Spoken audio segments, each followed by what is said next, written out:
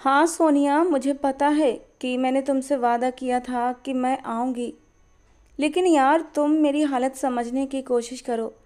पापा किसी भी सूरत में नहीं मानेंगे और मम्मी तो मुझे मार डालेंगी। तुम्हें नहीं पता हमारे यहाँ का माहौल। यहाँ बहुत सख्ती होती है। लड़कियों को बाहर जाने की बिल्कुल भी इजाज़त नहीं है। ये तो मैं हूँ जो पापा की वजह से तुम लोगों की तरफ आ जाती हूँ। और मुझे नहीं लगता कि आज मुझे इजाज़त मिलेगी, क्योंकि 2 दिन पहले ही तो मैं तुम्हारे घर आई थी। मैंने उसे समझाते हुए कहा, जबकि वो जिद पर अड़ी हुई थी। कहने लगी, ठीक है, अगर तुम्हें नहीं आना तो फिर मुझसे बात करने की भी कोई ज़रूरत नहीं है। ये कहकर उसने फ़ोन रख दिया और मेरी जान हलक में आ गई थी। यही तो मेरी इकलौती दोस्त थी। इसके अलावा मैंने आज तक किसी को अपने करीब नहीं आने दिया था। काफ़ी देर सोचने के बाद मैं नीचे आई और मम्मी का पूछ कर किचन में चली गई। मम्मी ताई के साथ मिलकर दोपहर के खाने की तैयारी कर रही थीं। एक पल के लिए मुझे डर सा लगा कि अगर मम्मी ने नौकरों के सामने ही मुझे डांट दिया तो मेरी कितनी बेइज्जती होगी। मगर दोस्ती के लिए मुझे कुछ ना कुछ तो करना ही था। मैंने मम्मी के आसपास अपने बाजू फैला दिए। मुझे पता था कि वो गुस्से में या गंभीर होकर बात करने पर राजी नहीं होंगी। अगर मैं थोड़ा सा लाड़ दिखाऊंगी तो शायद मान जाएं। और मेरा ऐसा करने पर ताई और वहाँ मौजूद सारे नौकर मुस्कुराए थे, क्योंकि सबको पता था कि जब भी मुझे उनसे कुछ मनवाना होता था तो मैं ऐसे ही लाड़ दिखाती थी। मम्मी ने फौरन ही मेरे हाथ पर हाथ मारते हुए कहा, मेरे साथ कोई चालाकी नहीं चलेगी। मैं बता रही हूँ, मैं किसी भी चीज़ के लिए तुम्हारे पापा के पास नहीं जाऊँगी। वैसे भी तुमने मुझे पहले ही बहुत शर्मिंदा करवा दिया है। मैं मम्मी के गाल पर प्यार करते हुए बोली, प्लीज़ मम्मी, बस एक आखिरी बार मान जाइए, मुझे जाने दीजिए। और वो फ़ौरन ही समझ गई थीं कि मैं क्या कहना चाहती हूँ। वो फ़ौरन ही गुस्से से लाल पीली हो गईं और आंखें बड़ी करते हुए बोलीं, बिल्कुल चुप हो जाओ, मैं तुम्हें कहीं जाने की इजाज़त नहीं दूंगी। 2 दिन पहले तुम बाहर गई थीं, तुम्हें पता है ना, तुम्हारे पापा को तुम्हारा बाहर जाना बिल्कुल पसंद नहीं है, और ना ही शाहजहान को और ना ही ताऊ को। फिर क्यों ऐसी बच्चों वाली हरकतें करती हो जिससे सब तुम पर गुस्सा करें। मेरी आंखों में आंसू आ गए थे। वो बिना सोचे समझे मुझे नौकरों के सामने ही डांट रही थी, जबकि ताई तुरंत ही मेरे पास आई और मम्मी की ओर देखते हुए बोली, इस तरह बच्चों को डांटा नहीं करते। देखो, अगर तुम्हें कहीं जाना है तो अपने पापा से इजाज़त लो, तुम्हारी माँ कुछ नहीं कर सकती। तुम्हें पता है ना, हवेली की औरतों को अपनी इजाज़त नहीं होती कि वो अपने मर्दों के सामने खड़ी हो जाएं। मेरा सिर झुक चुका था। ताई की बात बिल्कुल सही थी। वो फिर से अपने काम में लग गई, लेकिन मुझे डर लग रहा था। पता नहीं पापा मुझे इजाज़त देंगे या नहीं, क्योंकि 2 दिन पहले ही तो मैं नानी के घर गई थी। मैंने फिर से मम्मी के गिर्द अपने हाथ डाले और उन्हें मनाते हुए बोली, प्लीज़ मम्मी, आप पापा से जाकर बात करें ना, मुझे डर लग रहा है। पता नहीं वो मानेंगे या नहीं। मुझे नानी के घर जाना है, कहीं और जाना नहीं चाहती। जबकि मम्मी कुछ पल के लिए चुप रहीं और फिर प्यार से मेरी तरफ देखते हुए बोली, मुझे पता है कि तुम्हें सोनिया के पास जाना है और तुम्हारा वहाँ जाने का कोई गलत इरादा नहीं है, मगर तुम जानती हो हवेली में इन सब चीज़ों को अच्छा नहीं समझा जाता। अगर तुम्हें जाना है तो अपने पापा से इजाज़त ले लो, मैं तुम्हें मना नहीं कर रही। कुछ पल के लिए मैं सोच में पड़ गई थी, क्या मुझे पापा के पास जाना चाहिए या नहीं। फिर कुछ सोचकर मैं कमरे में चली गई थी। मम्मी की तरफ से तो साफ इनकार था, वो मेरी कोई भी मदद करने के लिए तैयार नहीं थी, और दूसरी तरफ पापा के पास जाने का मन नहीं कर रहा था। लेकिन मुझे ये भी पता था, अगर मैं पापा से इजाज़त लूँगी तो वो मुझे डांटेंगे नहीं। मैंने अपने अंदर हिम्मत जुटाई और नीचे की तरफ कदम बढ़ाए। सानिया ने इस बार मुझे बुरी तरह फंसा दिया था। वो बिल्कुल मेरी बात नहीं सुन रही थी। कमरे में आकर मैंने उसे कई बार मनाने की कोशिश की थी, मगर वो बिल्कुल राजी नहीं हो रही थी। मैं हवेली के लॉन्ज में आई तो सामने ही पापा ताऊ के साथ बैठे गांव की पंचायत के किसी महत्वपूर्ण मुद्दे पर बात कर रहे थे। मुझे वहां रुकना सही नहीं लगा, लेकिन पापा मुझे देख चुके थे। उन्होंने तुरंत ही ताऊ को चुप कराया और इशारे से मुझे अपने पास बुलाया। मुझे अजीब सी झिझक हो रही थी, क्योंकि ताऊ को बेटियां बिल्कुल भी पसंद नहीं थीं। जब भी पापा मुझे अहमियत देते थे तो उनका चेहरा लाल हो जाता था और माथे पर बल आ जाते थे। मुझे अब भी घबराहट हो रही थी, इसलिए मैंने दूर से ही पापा को सिर हिलाकर मना किया और वहाँ से जाने लगी कि अचानक ही बाबा अपनी जगह से खड़े हो गए और चलते हुए मेरे पास आए। मुझे एक बार फिर से घबराहट होने लगी, लेकिन जैसे ही बाबा का स्नेह भरा स्पर्श मेरे सिर पर महसूस हुआ तो सारी चिंता गायब हो गई थी। मैंने भी बाबा को प्यार से गले लगा लिया और कहा, बाबा मुझे नानी के घर जाना है और मम्मी कह रही हैं कि मैं आपसे इजाज़त ले लूं। अगर आप कहें तो मैं ड्राइवर के साथ चली जाऊं। उन्होंने मेरे माथे पर एक प्यार भरा चुम्बन दिया और बोले, गुड़िया, तुम 2 दिन पहले ही तो वहाँ गई थी। तुम जानती हो ना, शाहजहान और बाकी सबको तुम्हारा घर से बाहर जाना पसंद नहीं है। वहाँ बहुत सारे लोग होते हैं और तुम्हारे मामा के बेटे बहुत ही आवारा टाइप के हैं। हर वक्त अपने आवारा दोस्तों को अपने घर में घुसाए रखते हैं, जो हमें बिल्कुल अच्छा नहीं लगता। उनकी आवाज़ में इतनी नरमी थी कि मेरा सिर झुक गया। मैंने तुरंत ही सिर हिलाया और कहा, बाबा, ऐसी बात नहीं है, मुझे सब पता है, लेकिन सानिया से मिलने का मन कर रहा था। अगर आप कहते हैं तो मैं वापस अपने कमरे में चली जाती हूँ। मेरी आंखों में नमी ने मेरे बाप का दिल पिघला दिया था। उन्होंने तुरंत ही मेरे सिर पर दुपट्टा ठीक किया, नौकरानी से चादर मंगवाई और मुझे प्यार से चादर में लपेट दिया। फिर मुझे ड्राइवर के हवाले किया और कुछ हिदायतें देकर जाने की अनुमति दे दी। मैं खुशी से झूम उठी थी। मेरे पापा ऐसे ही थे। मेरी थोड़ी सी भी परेशानी पर वो तुरंत हर किसी को नज़रअंदाज कर मेरे साथ खड़े हो जाते थे। मैं हवेली की इकलौती बेटी थी।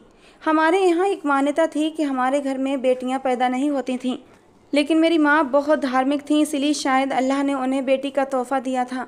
मेरे 2 बड़े भाई थे जो मुझसे उतना ही प्यार करते थे जितना बाबा करते थे, लेकिन जो जगह मेरे दिल में मेरे बाबा के लिए थी वो किसी और के लिए नहीं बन पाई। हमारी हवेली में मेरे ताऊ चाचा भी अपने अपने परिवारों के साथ रहते थे। दादा दादी का बहुत पहले ही निधन हो चुका था और पूरे परिवार के मुखिया मेरे ताऊ जी थे। ताऊ जी ने साफ साफ कह दिया था कि स्कूल के बाद मेरी पढ़ाई नहीं होगी, लेकिन बाबा ने मेरी उच्च शिक्षा के लिए खड़ा होकर मेरा साथ दिया। मेरे भाई और माँ भी इसके खिलाफ थे, लेकिन मेरे शौक़ को देखते हुए बाबा ने मुझे पढ़ने की इजाज़त दिलवाई। बचपन में ही मेरा रिश्ता शाहजहान से तय हो चुका था, जो मेरे चाचा का इकलौता बेटा था। वो मुझसे बहुत प्यार करता था और मुझे भी दिल ही दिल में उससे लगाव हो गया था।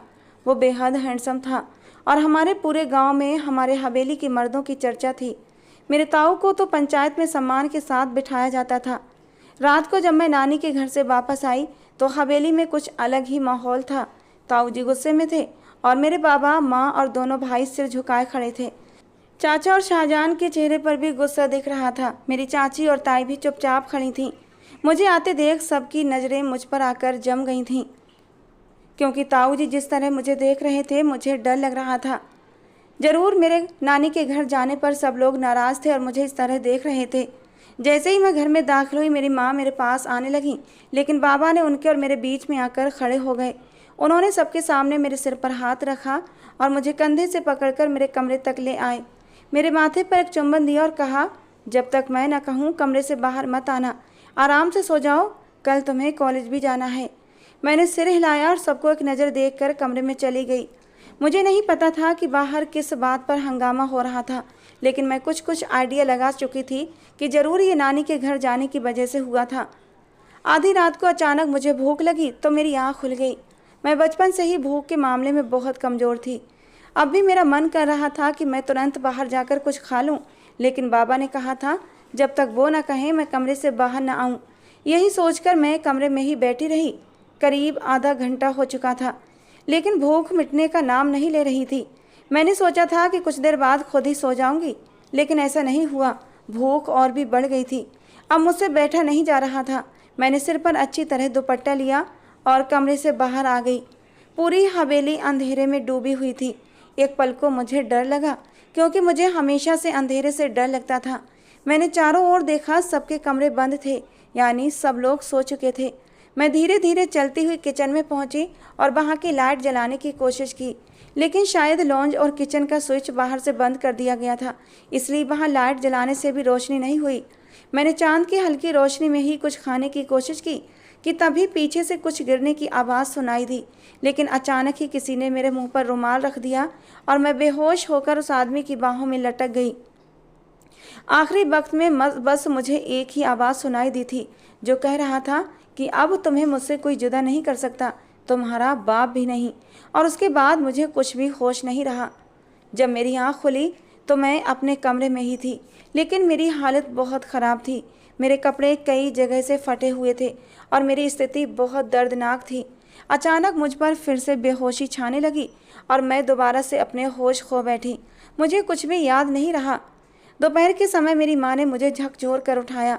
जिससे मेरी आंखें तुरंत खुल गईं और मुझे देखकर वो फूट फूट कर रोने लगीं। लेकिन मैंने उन्हें तुरंत चुप करा दिया। मेरा हाथ खुद ब खुद उनके होठों पर चला गया था। मैं उनके सीने से लग गई, लेकिन मेरी आंखों से एक भी आंसू नहीं निकला। जो मेरे साथ हो चुका था, मेरा दिल ये सोचकर कांपने लगा था। मैं सच्चाई से भागना चाहती थी, लेकिन मेरे साथ बहुत गलत हो चुका था और मेरे साथ गलत करने वाला कौन था मैं नहीं जानती थी। लेकिन मैं अपनी माँ को इस तरह रोते हुए नहीं देख सकती थी। मेरे आंसू तो मेरी आंखों में ही सूख चुके थे और मैं अपने दिल को जैसे तैसे समझाने लगी कि मैं बिल्कुल ठीक हूँ, मुझे कुछ भी नहीं हुआ है। लेकिन फिर भी मुझे अपने शरीर में कई बदलाव महसूस हो रहे थे। दर्द के कारण मेरा शरीर टूटता हुआ महसूस हो रहा था, लेकिन मैंने खुद को बहुत मजबूत दिखाया। अगर मैं अपनी माँ के सामने थोड़ी भी कमज़ोर पड़ जाती तो वो और ज़्यादा बिखर जाती, और मैं ऐसा नहीं चाहती थी। मेरे लिए मेरे माँ बाप बहुत अहम थे। मैंने उन्हें अपने से अलग किया और चुपचाप उठकर बाथरूम में बंद हो गई। शावर चालू करके मैं उसके नीचे बैठ गई। मेरी सांसें उखड़ने लगीं। मुझे समझ नहीं आ रहा था कि आखिर ये मेरे साथ क्या हो गया। मेरी पूरी ज़िंदगी बर्बाद हो चुकी थी। फिर भी मैंने अपनी आंखों से एक आंसू भी नहीं गिरने दिया था। मैंने खुद को रगड़ रगड़ कर धोया। मुझे खुद से घिन महसूस हो रही थी। बचपन से लेकर अब तक मेरे बाबा ने मुझे किसी कांच की गुड़िया की तरह संभाल कर रखा था, और यही हाल मेरी माँ का भी था। मेरी माँ कहती थी, बेटा, लड़की की इज्जत कांच की तरह होती है, इसे टूटने मत देना। और मैं भी अपने माँ बाबा की बात को पल्लू से बांध लिया था। लेकिन आज मेरी इज्जत किरची किरची हो गई थी। मैंने मुश्किल से खुद को संभाला था। मैं अपने आप को ऐसे रगड़ रगड़ कर धो रही थी जैसे मेरे शरीर पर न जाने कितना गंद लगा था, जिसे मैं पानी से धोकर छुटाना चाहती थी। लेकिन ये गंदगी पानी से छूटने वाली नहीं थी। जब मैं बाहर आई तो मेरी माँ पूरी तरह खामोश हो चुकी थीं और चुपचाप बैठी हुई थीं। मैं उनके पास बैठ गई। उन्होंने मेरे गाल पर हाथ रखा और रोते हुए कहने लगीं, पीहू, ये सब क्या है बेटा? तुम्हारी हालत ऐसी क्यों है? आखिर रात को तुम्हारे साथ क्या हुआ था? सब ठीक तो है ना? उनकी आवाज़ में दर्द था जो मेरे दिल को चीर रहा था। लेकिन मैंने खुद को संभाला और उनकी आंखों में देखते हुए कहा, अम्मा, ज़रूर इसमें कोई मसलहत होगी, आप चिंता मत करें और किसी को कुछ भी बताने की ज़रूरत नहीं है। जब तक मैं अपने अपराधी को खुद न ढूंढ लूँ तब तक आप किसी को कुछ मत बताना। मेरी बात सुनकर उन्होंने तुरंत सिर हिलाया और कहने लगी, हरगिज़ नहीं, लेकिन मैं तुम्हारे बाबा को इस बारे में ज़रूर बताऊंगी ताकि वो पता करें यह हरकत तुम्हारे साथ किसने की है। लेकिन मैंने उन्हें चुप करा दिया और समझाने लगी कि अगर आप ऐसा करेंगी तो बदनामी आपकी बेटी की ही होगी। पूरी हवेली आपकी बेटी पर थू थू करेगी और एक औरत पर लांछन लगेगा कि मेरा ही किरदार ख़राब है। इसलिए आप चुप रहें और तमाशा होते हुए देखें। मैं खुद उस आदमी को खोज लूँगी जिसने ये किया है। ये आदमी कोई और नहीं बल्कि हमारी ही हवेली का है। मैं उस आदमी को कभी माफ़ नहीं करूँगी। जब तक मैं उस आदमी को पंचायत में नहीं घसीट लाती मुझे चैन नहीं मिलेगा। मेरी माँ मेरे इरादे जानकर डर गई थीं, लेकिन मैंने उन्हें जल्दी ही शांत कर दिया था। समय अपनी गति से बीत रहा था। मेरी निगाहें सब पर एक गिर्द की तरह थीं। इस घटना के बाद मैं बहुत बीमार हो गई थी। मेरे बाबा एक पल के लिए भी मेरे सिरहाने से नहीं हटते थे। मुझे अपनी बीमारी में भी उस रात की तकलीफ़ याद आती थी तो मेरा दिल खून के आंसू रोता था, लेकिन मैंने एक बार भी अपनी आंखों से आंसू गिरने नहीं दिए थे। इस घटना को हुए 2 हफ्ते हो चुके थे और अब मुझे अपने अंदर और भी कुछ बदलाव महसूस हो रहे थे। मेरी तबीयत काफ़ी निढाल हो रही थी। मेरी माँ मेरे साथ हुई इस घटना से पूरी तरह वाकिफ़ थीं और मेरी इस स्थिति को भी महसूस कर रही थीं जो अभी फ़िलहाल मेरे साथ बदलाव हो रहे थे। उनका दिल बहुत बेचैन हो रहा था। वो लगातार मुझे अपनी सेहत का ध्यान रखने की हिदायत देती रहती थीं। मुझे समझ नहीं आ रहा था कि अम्मा ऐसा क्यों कर रही हैं, लेकिन मैंने उनसे कभी कोई सवाल नहीं किया। एक तो वो मेरे साथ हुई इस घटना के बाद बहुत डर गई थी और उनकी संवेदनशील प्रकृति के कारण मैं खुद को बहुत ज़्यादा संभाल रही थी। 2 दिनों से मुझे बहुत उल्टियाँ हो रही थीं। पहले तो मैंने सोचा कि मेरा पेट खराब है, लेकिन मुझे नहीं पता कि मैं जल्दी ही बदनामी का एक धब्बा अपने साथ जोड़ने वाली हूँ। मेरी तबीयत इस कदर निढाल हो चुकी थी कि मैं बड़ी मुश्किल से नीचे उतर कर आई थी। सामने सभी लोग मेज़ पर बैठे नाश्ता कर रहे थे। मुझे देखते ही चाचू ने ऊंची आवाज़ में मुझे भी नाश्ते की मेज़ पर आने का निमंत्रण दिया। मैं मुस्कुराकर जैसे ही उनके पास बढ़ी, मुझे अचानक चक्कर आया और मैं वहीं बेहोश होकर गिर पड़ी। फ़ौरन मेरे बाबा मुझे लेकर अस्पताल भागे। मेरी माँ मुझे अस्पताल ले जाने के पक्ष में नहीं थी। शायद वो मेरी हालत समझ चुकी थी और उसी बात से घबराई हुई थीं। वो लोग मुझे एक लेडी डॉक्टर के पास लेकर गए। मेरे ताऊ ने सब पर सख्ती कर दी थी कि मुझे कोई मर्द डॉक्टर नहीं देखेगा। वैसे तो मेरे ताऊ पढ़ाई के खिलाफ थे, लेकिन जब हमारे घर की औरतों की तबीयत खराब होती थी तो वो सिर्फ लेडी डॉक्टर को ही बुलाते थे। उनकी ये सोच मुझे कभी समझ नहीं आई थी, लेकिन मैं उनकी इस बात पर बस मुस्कुरा दिया करती थी। मेरी आंख मेरी माँ के रोने की आवाज़ से खुली। शायद मेरे साथ हुए जुल्म की सच्चाई सबको मालूम हो गई थी। जैसे ही मैंने आंखें खोली, मेरी माँ ने मुझे अपने सीने से लगा लिया।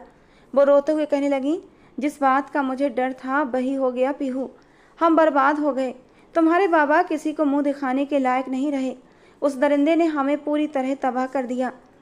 उनकी आवाज़ में मौजूद दर्द साफ बता रहा था कि मेरे साथ हुए अत्याचार की खबर मेरे बाबा को भी हो चुकी थी। अभी मैं अपनी माँ को संभाल ही रही थी कि तभी मेरे बाबा गुस्से से तमतमाते हुए वार्ड में दाखिल हुए। उनकी हालत बेहद दयनीय थी। उनकी आंखों में मौजूद आंसू ये साबित कर रहे थे कि वे मेरी तकलीफ़ सहन नहीं कर पा रहे थे। मैंने उठने की कोशिश की, लेकिन उन्होंने मुझे देखकर अपना मुंह फेर लिया और वहाँ से चले गए। उनकी इस बेरुखी ने मुझे अंदर ही अंदर मार दिया था। ऐसा महसूस हो रहा था जैसे किसी ने मेरे पैरों तले से ज़मीन खींच ली हो और आसमान मेरे सिर से हटा दिया हो। मुझे अगर किसी से बेइंतहा प्यार था तो वो मेरे बाबा ही थे। मैं उनके लिए पागल थी और आज उनकी ये बेरुखी देखकर मैं सच में पागल होने पर तुल आई थी। ऐसा लग रहा था जैसे कोई मेरे दिल को मरोड़ रहा हो। थोड़े बहुत इलाज के बाद मुझे अस्पताल से छुट्टी दे दी गई और मैं अपने परिवार के साथ घर लौट आई। जैसे ही मैं अपने कमरे की तरफ बढ़ी, तभी मेरे कानों में गूंजती हुई आवाज़ टकराई और ये आवाज़ मेरे बाबा की थी। वो गुस्से से गरजते हुए बोले, रुक जाओ, इस बदचलन लड़की को मैं अपनी हवेली में नहीं रख सकता। मैंने अविश्वास भरी नज़रों से अपने बाबा की तरफ देखा। ये मेरे वही बाबा थे जो मुझे ढेरों लोगों के बीच मान सम्मान देते थे। उनका बस नहीं चलता था कि वो मुझे अपने सर पर बिठा लें, और आज जब मुझे उनकी सबसे ज़्यादा ज़रूरत थी तो उन्होंने मुझसे मुंह मोड़ लिया था। मैं पूरे शरीर से जैसे ज़मीन पर गिर पड़ी थी। ऐसा लग रहा था जैसे किसी ने मुझे आसमान से उठाकर ज़मीन पर पटक दिया हो। मैंने अपने बाबा की तरफ देखा तो वो फिर से बोले, मैं इस लड़की को अब और अपने परिवार का हिस्सा नहीं बना सकता। इससे कहो जिसके साथ इसने मुंह काला किया है वहीं चली जाए। मैं इसे अब अपने घर में नहीं रखूँगा। मेरी आंखें पल भर में भर आई थीं। ये पहली बार था जब मेरे साथ हुए उस जुल्म के बाद मेरी आंखों से आंसू निकले थे। मेरी आंखों से लगातार आंसू बह रहे थे जिन्हें मैंने रोकने की कोशिश नहीं की थी। मेरे बाबा लंबे लंबे डग भरते हुए मेरे करीब आए और मेरा बाजू पकड़ लिया। वो मुझे अभी घसीटते से पहले ही हम दोनों के बीच मेरे ताऊ आ गए। उन्होंने मेरे बाबा की आंखों में देखते हुए कहा, तुम्हारी बेटी ने जो करना था वो कर चुकी है। अब अगर तुम इसे परिवार से बेदखल करोगे और हवेली से निकाल दोगे तो ये हमारे लिए शर्मिंदगी का कारण बनेगा, और मैं ऐसा कोई काम करना नहीं चाहता जो हमारी इज्जत के लिए धब्बा बने। बहू, इसे कमरे में छोड़ कर आओ, हम तुरंत ही कुछ इंतजाम करते हैं। मैं रोते हुए वहाँ से चली गई थी। मैं अपने कमरे में आकर बहुत रोई थी। मेरी आवाज़ मेरे पूरे कमरे में गूंज रही थी। मेरी माँ मुझे चुप कराने की कोशिश कर रही थी, लेकिन मेरा रोना एक पल के लिए भी नहीं थमा था। मैंने अपने दिल का सारा दर्द रो रो कर बाहर निकाल दिया। आज मुझे पहली बार ऐसा लगा कि मेरे सर पर मेरे बाप का साया नहीं है, क्योंकि जब बाबा ने अपनी छाँव मेरे सिर से हटा ली तो मेरा पूरा शरीर धूप की जलन से झुलस गया था। समय अपनी गति से गुजर रहा था और चाचू ने भी हमसे सारे रिश्ते तोड़ दिए थे। उन्होंने कह दिया था कि वे अपने इतने काबिल बेटे की शादी ऐसी बदचलन लड़की से कभी नहीं करेंगे जो पहले ही किसी और के साथ मुंह काला कर चुकी हो और अपने पेट में किसी की नाजायज औलाद को पाल रही हो। उनके ये शब्द मेरे लिए कोड़े की तरह थे, लेकिन मैं सब कुछ चुपचाप सह रही थी क्योंकि मुझे बस अपने रब के फैसले का इंतजार था। शायद वे सभी इस बात से अनजान थे कि खुदा के घर देर है अंधेर नहीं। मेरे भाइयों ने भी मुझसे मुंह मोड़ लिया था, मगर मेरा साथ कोई दे रहा था तो वो सिर्फ मेरी माँ थी। उनके अलावा किसी ने मेरी तरफ कदम नहीं बढ़ाया था, बल्कि मेरे बाबा ने भी मेरा साथ छोड़ दिया था। मेरी प्रेगनेंसी को अब 5 महीने हो गए थे और मैं अब काफ़ी बीमार रहने लगी थी। एक तो घर वालों की बेरुखी मुझे अंदर ही अंदर मार रही थी, और ऊपर से डॉक्टर ने बताया था कि मेरी डिलीवरी में बहुत परेशानियां हो सकती हैं। हालांकि अब तक मैं ये बात नहीं जान पाई थी कि ये सब करने वाला कौन था। 2 दिन बाद शाहजहान घर आने वाला था। शाहजहान हवेली में नहीं रहता था, उसका ज़्यादातर समय विदेशों में ही गुजरता था और उसकी माँ इस बात से बेहद नाराज़ भी रहती थी, लेकिन वो किसी की बात को कोई अहमियत नहीं देता था।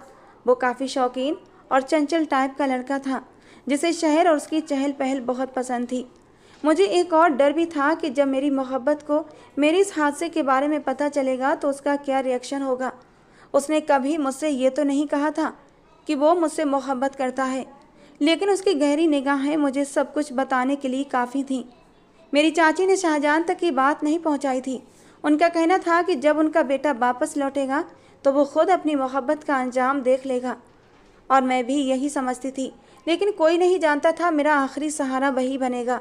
जैसे ही वो हवेली में आया, सबको जैसे सांप सूंघ गया था।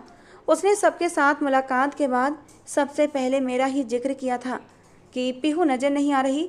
तब ताऊ ने गुस्से में भड़कते हुए उसे मेरे सारे कारनामों के बारे में ए से लेकर जेड तक सब कुछ बता दिया था। सबको लगा कि शाहजहां मुझसे रिश्ता तोड़ देगा, लेकिन उसने सबसे पहले चुप्पी साधी और वहाँ से उठकर अपने कमरे में चला गया। काफ़ी देर सोने के बाद उसने सबसे पहले मेरे कमरे का रुख किया और मुझे ऐसी हालत में देखकर वो एकदम चौंक गया था। मैंने साफ उसकी आंखों में दर्द देखा था। वो मेरे पास धीरे धीरे चलता हुआ आया और मेरे पैरों में बैठ गया, जबकि मैं डर के मारे पीछे हट गई। उसने मेरा हाथ थामा और कहा, मुझे सच बताओ, तुम्हारे साथ क्या हुआ है। ये हवेली का पहला आदमी था जिसने मुझसे पूछा था कि आखिर मेरे साथ क्या हुआ जो मैं इस हालत में हूँ। मुझे बहुत रोना आया और मैंने इस बात की परवाह किए बगैर कि वो मेरे लिए गैर मर्द है। भले ही हमारा रिश्ता तय था, लेकिन अभी हमारा कोई जायज़ रिश्ता नहीं था जो मैं उसके इतने करीब होती। मैं बिना सोचे समझे उसके सीने से लग गई और ज़ोर ज़ोर से रोने लगी। उसने बड़ी मुश्किल से मुझे संभाला और मैंने रोते हुए उसे अपने ऊपर हुई सारी ज्यादतियाँ बता दी। मेरा रोना उसे भी रुला गया था। वो तुरंत मुझे अस्पताल लेकर गया और मेरा डीएनए टेस्ट करवाया। साथ ही उसने हवेली के सारे लड़कों का भी डीएनए टेस्ट करवाया। यहाँ तक कि उसने मेरे भाइयों को भी नहीं छोड़ा और आखिर में चाचू, ताऊ और यहाँ तक कि मेरे बाबा का भी डीएनए टेस्ट करवा दिया। मेरा डीएनए टेस्ट जिस आदमी से मैच हुआ था वो कोई और नहीं बल्कि मेरे ताऊ का बड़ा बेटा था, और इस सच्चाई के बारे में ताऊ को पूरी तरह मालूम था, क्योंकि जब वो ये घिनौनी हरकत करके मेरे कमरे से निकला था तो सबसे पहले उसका सामना ताऊ से ही हुआ था। उन्होंने उसे डांटा फटकारा तो ज़रूर था, लेकिन उसे बचाने के लिए उन्होंने मुझे सबकी निगाहों में गंदा कर दिया था। मैं पहले से ही उनकी निगाहों से डरती थी, और जब उन्होंने अपना बदला लिया तो उन्होंने मेरी पूरी हस्ती को मिटा कर रख दिया था। मेरे बच्चे के पैदा होने के बाद शाहजहां ने उसे पिता का नाम दिया और सभी ने ताऊ के बड़े बेटे से अपने सारे रिश्ते ख़त्म कर लिए। बच्चे के जन्म के बाद शाहजहां ने पूरी शान से मुझसे निकाह किया और मुझे लेकर दुबई चला गया। आखिरी समय में जब मेरे बाबा मेरे पास आए तो मैंने उन्हें बस एक नज़र देखा और शाहजहां के साथ चली गई, क्योंकि मुझे वो पल बार बार याद आते थे जब मेरे बाबा ने मुझे भरी महफिल में ठुकरा दिया था। उन्होंने मुझे जरा भी सम्मान नहीं दिया था, मुझसे बेरुखी दिखाई, और वो पल मैं कभी नहीं भूल पाई। उस पल को याद करके मैं कभी उन्हें माफ़ नहीं कर पाई। हालांकि कुछ साल बाद मेरा दिल थोड़ा हल्का हो गया था। शाहजहां ने मेरे बेटे को इतना प्यार और सम्मान दिया कि मैं खुद को बहुत ही खुशकिस्मत समझने लगी थी। आखिरकार थक हार कर शाहजहां के समझाने पर मैंने अपने बाप को माफ़ कर दिया, क्योंकि वो मेरी जुदाई बर्दाश्त नहीं कर पाए थे और काफ़ी बीमार हो गए थे। लगभग 3 साल बाद मैंने दुबई से वापस आने का फ़ैसला किया और अपने बाप से गले लगकर खूब रोई थी। मेरे स्पर्श को महसूस करते ही वो खुश हो गए थे और मेरी ज़िंदगी भी खुशहाल तरीके से गुजरने लगी थी। दोस्तों, आज की हमारी ये कहानी आपको कैसी लगी ज़रूर बताना। पसंद आई हो तो प्लीज़ लाइक करना। रोज़ एक नई कहानी सुनने के लिए हमारे चैनल को भी सब्सक्राइब करना। मिलते हैं दोस्तों अगली किसी नई कहानी के साथ।